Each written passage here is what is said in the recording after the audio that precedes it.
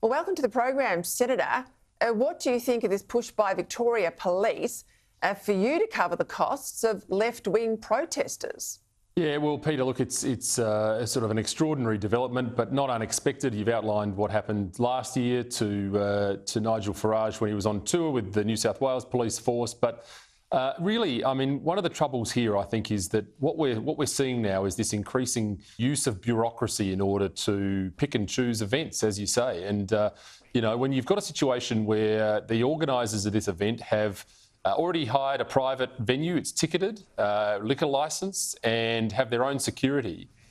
Then to be put to the added cost of having to hire the police force to roam the public realm because of the threats of protests from left-wing activists, and there are, and I mean they have been advertising those protests, as I understand it, over the last week. I think that sets a very dangerous precedent for free speech. This is almost a free speech tax. Well, clearly, I mean, it's a tactic. I mean, if you want to bankrupt an organisation who's bringing out speakers or perhaps get them to think again about even putting on an event like you're being involved in July, have a few protest signs go up. I've seen them around the streets of Melbourne already. Put the weights on the police. They'll send you a hefty invoice and you won't do it again, will you?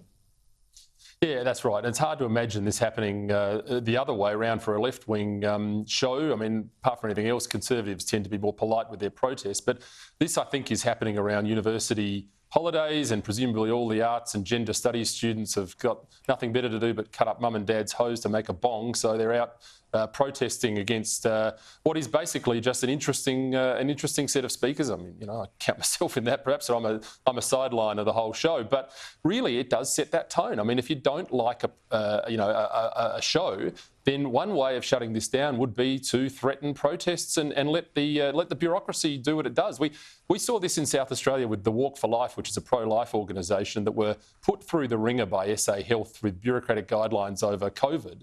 And it almost stopped the whole event. So we're dangerously dangling into this bureaucratic interference with free speech once again in this country, Peter.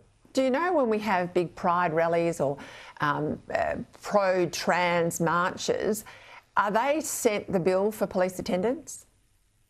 Look, I don't know. I haven't heard of any instances, and I suspect if they had, we would have heard that screamed from the rooftops. So I haven't heard of any of that. It does just seem to be something which is aimed at Conservative events. And remember, this is the Victoria Police that spent the better part of 2 years walking around telling people to put on their mask properly and get off the beach if when they weren't, kind of taking it to protesters out there. So it's hard to imagine that this couldn't be something that couldn't be dealt with very calmly and very clearly. And this would surely fall within the remit of police services under the normal guise. It's hard to imagine why an organiser would get slugged with this. I think it's a very slippery slope and a very dangerous precedent to set.